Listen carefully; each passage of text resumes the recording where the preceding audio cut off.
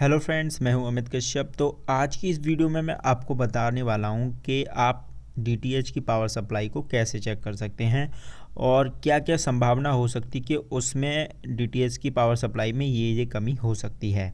इस वीडियो में मैं आपको पूरी डिटेल देने की कोशिश करूंगा, जिसमें मैं आपको प्राइमरी और सेकेंडरी दोनों की डिटेल यहां पर मैं दूंगा और आपको कौन से कंपोनेंट चेंज करने चाहिए और कौन से कंपोनेंट नहीं चेंज करने चाहिए या फिर कौन से कंपोनेंट्स ख़राब हो सकते हैं, इन सब की आपको डिटेल दूंगा। और मैं आपको एक चीज़ बता दूं फ्रेंड्स कि ये पावर सप्लाई कुछ ज़्यादा बड़ा नहीं होता है, तो इसमें आपको जो भी मैं डिटेल दूंगा वो एकदम बढ़िया दूंगा। तो यहाँ पर आप देख पा रहे होंगे, ये मेरे पास एक डीटीएच का मेरा ही ये बॉक्स है और इसको लगभग 2-3 साल से ज़्यादा हो सके हैं, कह सकता हूँ इसको 3 साल से 4 साल हो चुके हैं। और इसका जो पावर सप्लाई है वो बिल्कुल ओके काम कर रहा है यहाँ पर। और यहाँ पर ये देखिए कि स्पीकर्स को चलाने के लिए यहाँ पर 6283 आईसी लगाई दी गई है। अगर एक चीज़ हम यहाँ पर सोचें कि अगर हम इसमें 6283 आईसी की जगह पर कोई वी और एम्पलीफायर किट लगा सकते हैं यहाँ पर, क्योंकि जो बोर्ड है मेरा वो काफ़ी बड़ा है यहाँ पे, और मैं कोशिश भी करूँगा कि मैं इसकी जगह पर कोई अच्छा क्वालिटी का बोर्ड यहाँ पर लगा दूँ, जिससे मुझे बेस और जो मेरे स्पीकर हैं वो और अच्छे तरीके से यहाँ पर मिलने को और साउंड सुनने को मिले। तो यहाँ पर आप 20-30 का भी किट बोर्ड लगा सकते हैं या फिर 44-40 आईसी का भी किट बोर्ड यहाँ पर लगा सकते हैं। और ये है यहाँ पर इसका सिग्नल आईसी का मैटर, यहाँ पर पूरा का पूरा ये है यहाँ पर वीआर केबल लगाने के लिए, जिससे आपको चित्र नज़र आते हैं टीवीज़ में लगाने के लिए। और ये यहाँ पर आपका पावर सप्लाई है। तो आज की इस वीडियो में मैं आपसे पावर सप्लाई के बारे में बात करने वाला हूँ। बाकी का यहाँ पर आप 44-40 आईसी को किटबोर्ड को कैसे लगाएंगे या 20-30 आईसी को किटबोर्ड को कैसे लगाएंगे, इसका वीडियो मैं कुछ दिनों के बाद अपलोड करूँगा, लेकिन करूँगा ज़रूर से। तो यहाँ पर हम देख लेते हैं कि हमारा पावर सप्लाई जो है वो बिल्कुल ठीक है। पहले तो मैं यहाँ पर एक चीज़ आपको बता दूँ कि ये जो मेरा पावर सप्लाई है वो बिल्कुल ओके है। यहाँ पर मेरे सभी कंपोनेंट अच्छे से काम कर रहे हैं। और अगर मैं जहाँ तक समझता हूँ कि आप इसको ऑनलाइन लेते हैं या फिर कहीं से मार्केट से लेने जाते हैं, तो ये आपको जो डीटीएच का बोर्ड है वो लगभग आपको मिलता होगा 1000 से 1500 के बीच में। लेकिन अगर मैं आपको एक्चुअल कॉस्ट बताऊँ इसकी, वो यहाँ पर आपकी और भी ज़्यादा कम है। 250-300 रुपये से भी कम में आपको ये पावर सप्लाई मिल जाती है। और इसका किट जो सिग्नल बॉक्स है, सिग्नल आईसी जो मैंने अभी दिखाया था आपको, सिग्नल बॉक्स के मुझे पूरी तरीके से नहीं मालूम है सिग्नल जो किट है उसके एक्चुअल रेट कितने हैं, लेकिन यहाँ पर वो भी आपको सस्ते से सस्ता मिल जाएगा। अब ये यहाँ पर एक लाइन सी आप देख पा रहे होंगे, ये जो लाइन है ये आपको बता दी कि भैया हमारा प्राइमरी सेक्टर कौन सा है और हमारा सेकेंडरी सेक्टर कौन सा है। तो यहाँ पर ये चीज़ें आपको कंफर्म जो है पता होनी चाहिए। लेकिन मैं आपको फिर भी एक तरीका अच्छा बताता हूँ कि जिधर से एसी वाले वायर लगते हैं उधर से तो प्राइमरी हो गया, और जिधर से हम डीसी वाले वायर लेते हैं उधर से आपका सेकेंडरी सेक्शन हो गया। तो ये है यहाँ पर एक चीज़। अब देखिए, जब भी मैं आपको एक चीज़ बताना चाहता हूँ, कभी भी एसी के कंपोनेंट जिसमें एसी लाइन आप कनेक्ट करते हैं वहाँ पर कभी भी कोई भी कंपोनेंट ख़राब होता है तो ध्यान रखिए कि बहुत अच्छे तरीके से ख़राब होगा, यानी कि फूक जाएगा, काला पड़ जाएगा या फॉल्ट हो जाएगा पूरी तरीके से। तो ये एक पहचान होती है कि अगर आपके किट बोर्ड में कोई भी दिक्कत होती है इस पावर सप्लाई में, तो सबसे पहले आप ऐसे कंपोनेंट ढूंढिए जिसमें आग लगी हुई हो, जला हुआ हो, फ्यूज़ हुआ हो, तो वो आप पता लगा पाएंगे कि यहाँ से हमारा ये दिक्कत है। आप ये जो मेरा बोर्ड देख रहे हैं, ये आप देख पा रहे हैं कि इसमें एक कैपेसिटर लगा हुआ है और एक ट्रांसफार्मर लगा हुआ है जो डायरेक्टली एसी वाली लाइन से कनेक्टेड है, जो आपकी पावर को जो है डीसी में कन्वर्ट करके देता है।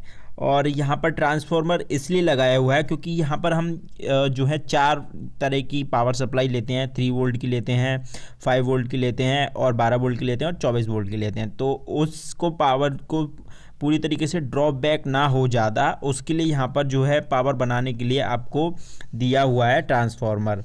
और उसकी पावर को एसी को डायरेक्टली हमारे लिए एक यहाँ पर पूरा तरीके से एक और ट्रांसफार्मर यहाँ पर इन्होंने नहीं लगाया है, लेकिन यहाँ पर उसकी जगह पर इन्होंने कैपेसिटर को लगा दिया, जो कि लाल वाला जो ऊपर की तरफ आप देख पा रहे हैं। अब ये देखिए, ये आपका कैपेसिटर है, ये यहाँ पर रेजिस्टेंस लगा हुआ है, ये सब यहाँ पर एक आपकी एक सप्लाई है। तो यहाँ से मैं आपको बताता हूँ कि अगर मैं आपको एक चीज़ बता दूँ कि कभी भी आपको लग रहा है कि 3 वोल्ट 5 वोल्ट 24 वोल्ट 12 वोल्ट कहीं से भी कोई भी दिक्कत है, तो आपको क्या करना है, एसी वाली लाइन को बिल्कुल भी नहीं छेड़ना है।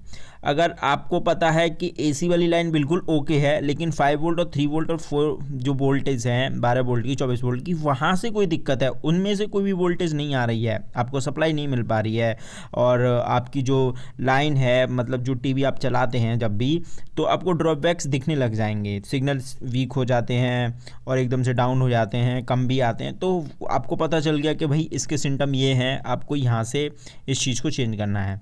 तो वो आपको बता दूं कि आप एसी वाली लाइन को फिर नहीं छेड़ेंगे, सिर्फ आपको डीसी वाली लाइन को छेड़ना रहता है, और जिसमें वोल्टेज आपको कम नज़र आती है सिर्फ उसी के प्रिंट को पकड़ें और उस कंपोनेंट्स को ही चेक करें कि यहाँ से ये वाला कंपोनेंट ख़राब हो सकता है। तो ये मैं यहाँ पर आपको पूरी जानकारी दूंगा कि आप कैसे पता करेंगे कि ये वाले वोल्टेज हमारे जो कम आ रहे हैं, तो हम इस वाले वोल्टेज को कैसे ठीक करें, तो यहाँ पर मैं आपको बताने वाला हूँ। लेकिन यहाँ पर हम देख लेते हैं हमारी पहले एसी वाली सप्लाई। तो देखिए, मैं आपको बता दूं कि कभी भी अगर आपके डायोड ख़राब होते हैं एसी में भी, तो वो आपको अलग से ही पता लग जाते हैं। लेकिन फिर भी अगर कोई दिक्कत आपको समझ में आ रही है कि चलो हमारा कंपोनेंट ख़राब हो चुका है अंदर से, ठीक है ना, लेकिन फिर भी हमें पता नहीं चल पा रहा है कि भैया ये कंपोनेंट अंदर से ख़राब है, तो उसके लिए आप मल्टीमीटर का यूज़ करेंगे और कंटिन्यूटी पे लगा करके उसको चेक करेंगे। तब आपको पता चलेगा कि आपका जो डायोड हैं वो अच्छे से वर्क कर रहे हैं या नहीं कर रहे हैं। तो सभी कंपोनेंट जो आपके एसी में लगे हुए हैं, सभी को आप इस तरीके से चेक करेंगे। आप चाहें तो अंदर से चेक कर सकते हैं या फिर चाहें तो बाहर से चेक कर सकते हैं। और ये देखिए, आईसी को आपको सबसे पहले चेक करना होता है, क्योंकि आईसी आपकी जो है कनेक्टेड होती है यहाँ पर इन सभी पॉइंटों से। ये जो है आईसी आपकी 80 AP 8022 है, तो ये आईसी है। और मैं आपको एक चीज़ और बता दूं कि जब भी आईसी कभी भी ख़राब होगी तो वो ओवरहीट करेगी, ठीक है, आपकी किट जो है काम नहीं करेगी, ये तो सीधी सी बात है ही। और दिक्कत ये होती है आईसी में कि वो जल जाती है और बीच में से ख़राब भी हो जाती है। और अगर बाई चांस ये भी नहीं पता पड़ पा रहा, तो आप क्या करेंगे कि इस आईसी का जो नंबर मैंने अभी आपको बताया है, इसको यूट्यूब पर जाकर या फिर क्रोम पे जा कर के ओपन करेंगे और क्रोम पे डालेंगे AP 8022, तो फिर क्या होगा, आपको इसकी डाटा शीट मिलेगी। डाटा शीट में देखिए कि कितने पॉइंटों पर जो इसके पॉइंट हैं उस पर कितनी वोल्टेज दी हुई है। फिर आप चेक करेंगे कि हमारी जो आईसी है उस पर कितने कितने वोल्ट आ रहे हैं बिना कनेक्ट किए हुए और कनेक्ट करने के बाद। जब आपको लगे कि हाँ वोल्टेज तो ठीक है, तो आपकी आईसी ठीक है, और लगे कि नहीं वोल्टेज सेम नहीं आ रहे हैं और बीप भी कर रहा है लगातार, तो समझ जाइए कि आपका जो आईसी है वो बिल्कुल ख़राब है। एक चीज़ और मैं बता दूं कि कुछ पॉइंटों, एक चीज़ और है कि 1 या 2 पॉइंटों पर आपको बीप आती है आईसी के लगाने पर, तो आपका आईसी एक बार को मैं मान सकता हूं कि सही है। लेकिन आप ये देखिए कि सभी पॉइंटों पर बीप आ रही है लगाने पर, तो ये समझ लीजिए कि आपकी जो आईसी है वो बिल्कुल ख़राब हो चुकी है, अब आपको उसे रिपेयर करना होगा। तो ये आपका एक सबसे पहला पॉइंट है कि आप आईसी को इस तरीके से चेक कर सकते हैं और इस तरीके से चेंज कर सकते हैं। और ये मार्केट में आपको ईजिली मिल जाता है। अगर आपको मार्केट में नहीं मिलता तो आप ऑनलाइन से भी चेंजेस कर सकते हैं। साथ ही साथ इसका कैपेसिटर भी चेंज करें, क्योंकि आपको कैपेसिटर भी चेंज करने की ज़रूरत पड़ सकती है। क्योंकि मैं पूरी तरीके से नहीं कह सकता कि कभी भी अगर आईसी में ख़राबी आती है तो कैपेसिटर ख़राब हो सकता है या नहीं हो सकता। तो ये आपको जरूर से चेक करके रखना पड़ेगा कि कैपेसिटर, आपको देखना पड़ेगा कि हमारा जो कैपेसिटर है वो ख़राब है या नहीं ख़राब। वैसे कैपेसिटर खुद ही बता देता कि भैया मैं ख़राब हूँ, मुझे चेंज कर दो, तो ये चीज़ है। लेकिन आईसी अगर ख़राब निकलती है आपकी, तो आपको क्या करना है कि आईसी के बराबर में जितने भी कंपोनेंट्स हैं, रेजिस्टेंस है, कैपेसिटर है, या डायोड हैं, या जेनर डायोड हैं, तो उन सभी को आप एक बार से ज़रूर से चेक कर लें। और फिर उसके बाद जो है पावर सप्लाई दे करके देख लें कि हाँ भाई हमारा जो है पूरी तरीके से ओके है। उसमें भी सीबी बोर्ड जो आता है उसमें चेक करके देखें, तब आपको ज़्यादा दिक्कत नहीं होगी आपके पावर सप्लाई में, क्योंकि फॉल्ट होने के चांसेस बहुत कम यहाँ पर रह जाते हैं। और यहाँ पर आप देख पा रहे होंगे कि मेरे बोर्ड में कहीं कहीं पे कुछ ऐसी चीज़ें हैं जहाँ पर अच्छी चीज़ें नहीं लगाई हैं। जो चीज़ें यहाँ पर लगानी चाहिए थी वो यहाँ पर लगाई ही नहीं है, बस काम चला हुआ है। सेफ्टी पर्पज़ से ये जो बोर्ड है वो बिल्कुल भी ठीक नहीं है, कभी भी कहीं से भी करंट लग सकता है। लेकिन डीसी आपको बराबर ही मिलेगी। लेकिन एसी वाले सप्लाई में अगर आपका टच भी हो जाता है हाथ, तो आपको गारंटी से करंट लगना ही लगना है। तो इस चीज़ से आपको बचना पड़ेगा। अब ये देख लीजिए यहाँ पर ये जो पॉइंट्स हैं, यहाँ पर ये कैपेसिटर लगा हुआ है, इन सभी को आपको चेक करना पड़ेगा और रेजिस्टेंस भी लगे हुए हैं और इसमें एक छोटा सा जेनर डायोड भी लगा हुआ है। ध्यान से देखिए, कैपेसिटर तो यहाँ पर नहीं है लेकिन ये लाल वाला है और एक ये नीला वाला है। इसके बराबर में जो आईसी के बराबर में एक जेनर डायोड लगा हुआ है, 2 रेजिस्टेंस लगे हुए हैं। तो आप इनको भी चेक कर सकते हैं क्योंकि ये डायरेक्ट आईसी के पॉइंटों से कनेक्टेड हैं। और जो कैपेसिटर है इसको आप सेम वोल्टेज का लगाएं तो ज़्यादा बेटर है, या फिर आप क्या करेंगे कि इससे बड़ी वोल्टेज का भी लगा सकते हैं, 100 वोल्टेज का, तो उसमें खास कोई दिक्कत नहीं होने वाली है। लेकिन म्यू एफ भी आप थोड़े से बढ़ा सकते हैं और आप देख लीजिएगा, आपको किट के अनुसार लगाना पड़ेगा। कैपेसिटर कभी भी छोटा वैल्यू का नहीं लगाना है, उससे बड़ी वैल्यू का लग जाए कोई दिक्कत नहीं है, क्योंकि बड़ी वैल्यू का जो है पावर स्टोर ज़्यादा कर लेगा, लेकिन जो छोटी वैल्यू का होता है वो दिक्कत कर जाता है। तो आपको ध्यान रखना है कि कभी भी अगर आपके पास कैपेसिटर की कमी पड़ जाती है और आपके पास कैपेसिटर नहीं है लेकिन आपके पास उससे ज़्यादा वैल्यू का कैपेसिटर है, तो आप गारंटी से लगा दीजिए। बाकी के जो और कंपोनेंट्स में लगे रहते हैं वो पावर को उतना ही जाने देंगे जितना उनको ज़रूरत है, लेकिन कैपेसिटर आपके लिए यही रहता है कि पावर स्टोर करके रखता है, जिससे क्या होता है कि वो ड्रॉपबैक नहीं आने देता है पावर सप्लाई में कभी भी बीच में। तो कैपेसिटर इसलिए भी लगाया जाता है। तो एक ये प्रोसेस है, कैपेसिटर को आप यूज़ करें तो इस तरीके से आप यूज़ में ले सकते हैं। अब मैं यहाँ पर आपको बताना चाहूँगा डीसी वाली सप्लाई में कि आपको डीसी वाली सप्लाई में क्या करना है और कैसे करना है। और ये देखिए फ्रेंड्स, ये है 12 वोल्ट की पावर सप्लाई जो कि 6283 आईसी के लिए यहाँ पर दी हुई थी, जो कि मेरे वाले बोर्ड में लगी हुई थी। और ये है यहाँ पर फोटो डायोड, इसे ऑप्टो कपलर भी बोलते हैं। और यहाँ पर मैं आपको बता दूं फ्रेंड्स कि अगर ये कभी भी ख़राब होता है तो क्या करेगा कि इसकी चारों पॉइंटों पे आपको बीप सुनाई देगा, और अगर ये ख़राब नहीं है तो आपको बीप चारों पॉइंटों पर सुनाई नहीं देगा, 2 पॉइंटों पर देगा और 2 पॉइंटों पर नहीं देगा। तो ये ज़रूर से आप देख लीजिएगा। ये यहाँ पर मैंने आपको इसको चेक करने के पॉइंट बता दिए।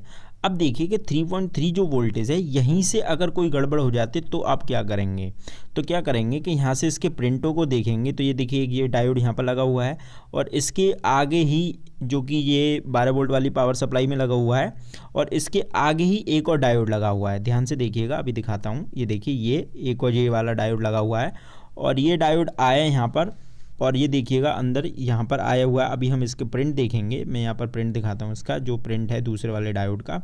ये यहाँ से आया, ये देखिए ये वाला इसके आगे ये एक डायोड है, ये पॉइंट है, ये पॉइंट है और ये पॉइंट है। ये पॉइंट यहाँ से फिर डायरेक्ट कहाँ पे आया, ये इस वाले आईसी के ये वाले पॉइंट पे आ गया, आगे वाले पॉइंट पे। कौन से वाले, आउटपुट यहाँ पर लिख रहा है 5 वोल्ट और 3.3 वोल्ट। तो क्या हो रहा है यहाँ पर, ये डायोड जो लगे हुए हैं इसके बाद यहाँ से पावर फिल्टर होती है 3.3 वोल्ट में, और ज़्यादा ड्रॉप बैक ना हो उसके लिए यहाँ पर एक कैपेसिटर लगा हुआ है।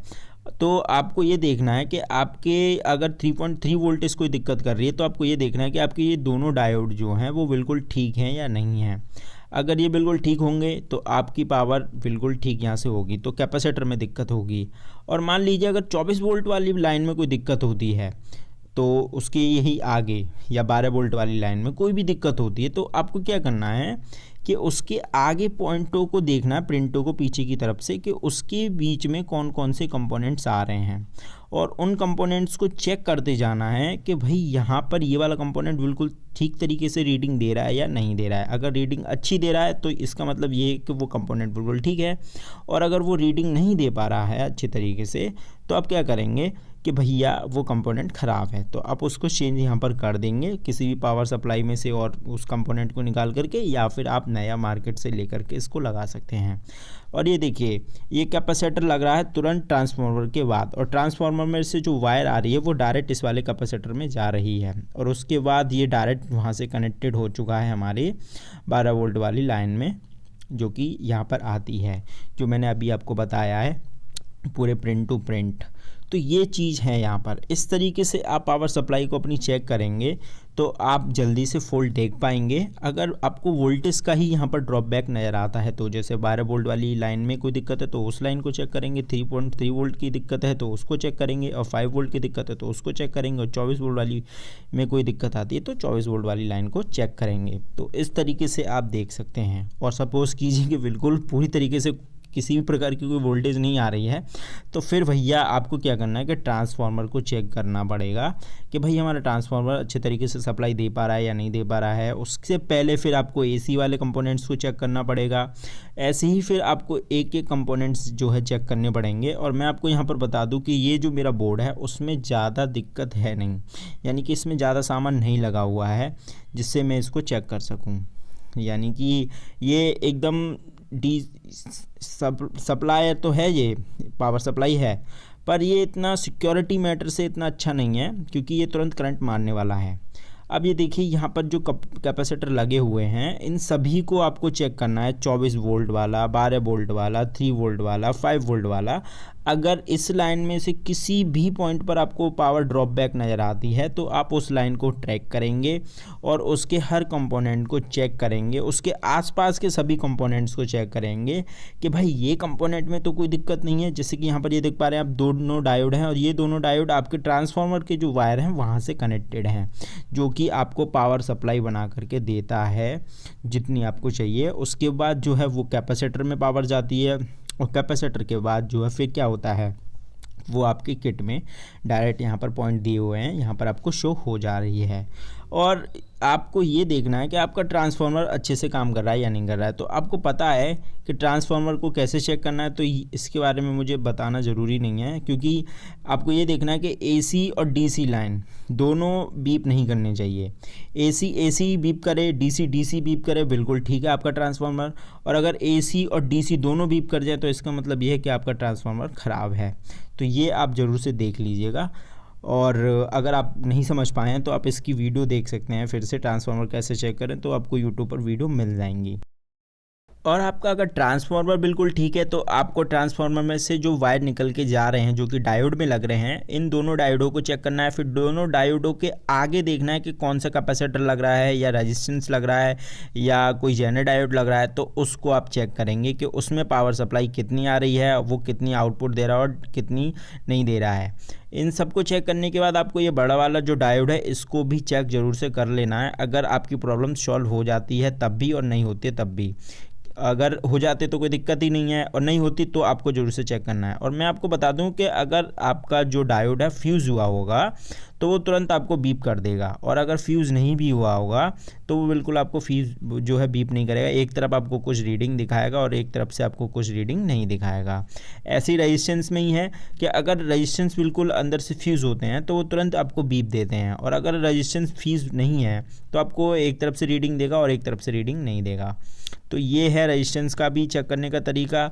और मैंने पूरी कोशिश की है कि मैं पावर सप्लाई को अच्छे तरीके से आपको समझा पाऊँ। एसी और डीसी दोनों लाइनों को मैंने समझाने की कोशिश करी है, प्राइमरी और सेकेंडरी। मुझे उम्मीद है कि आपको ये वीडियो ज़रूर से पसंद आया होगा। तो मिलते हैं इसी तरीके की और वीडियोस के साथ। Have a nice day, bye bye friend.